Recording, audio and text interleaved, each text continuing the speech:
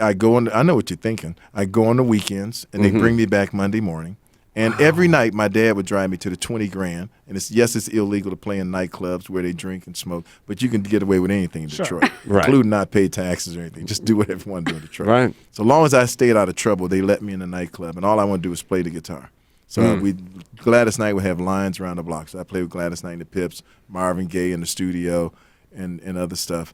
And I became really popular playing on records like One Ads, Young Man, Single and Free, all that kind of stuff. That's me playing the guitar on all those acts. So yeah.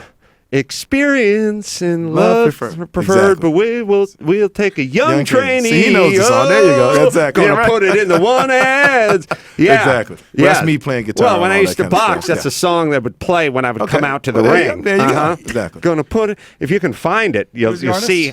Yeah. Oh, who sung "Gonna Put It in the One"? The Honeycomb. The Honeycomb. Yeah. You'll see how this would strike fear in the heart of my opponent. Young man, single and I pointed at the guy who was going to box.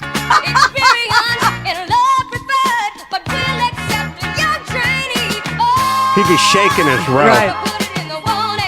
You do a little grapevine and a snap. Yeah. There's a cool feather in your cap. Is it? That's what I'm telling you. Guitar solo. You can hear the guitar up front, like it's featured player. And there's many of those. Yeah. With the wig. Nah, I haven't gotten into the ring yet. It's still playing. He's still walking up there with the tights.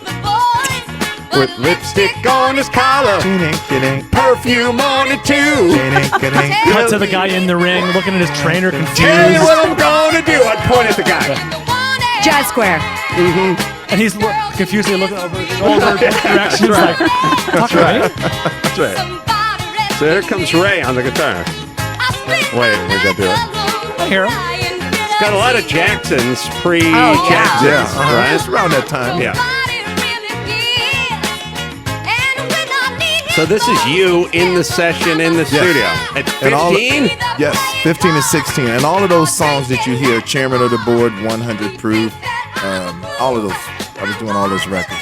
Wow. So I got popular enough where Stevie Wonder found out who I was because he's from Detroit, so he wanted somebody from Detroit. And he called me on the phone, and you may have heard the story before, but I hung up on him several times. Yeah, there's a lot of that in show business because when somebody calls that's of his stature and you're in high school, and like, come Music on. for My Mind was my favorite album. So he called, and I kept hanging up, and he called back, and finally he played me the rhythm track to Superstition. And then I was like, oh my gosh, I've been hanging up on Stevie Wonder, So I immediately apologized. I got out of school early because I went to summer school every year. So I was already in college at 18. And he said, I want you to leave college, come play on the Talking Book album with me, which I played on Maybe Baby and other stuff. And he says, I want you to go on tour with me and the Rolling Stones. So at 18, I left home. Wow. Went on tour with the Rolling Stones. I'm going to go break Wonder. my son's leg. I got to make it look like an accident, of course. Just go do it with a pipe. So it's a lot of Hobble fun. The music is a lot of fun. Jeez. Wow.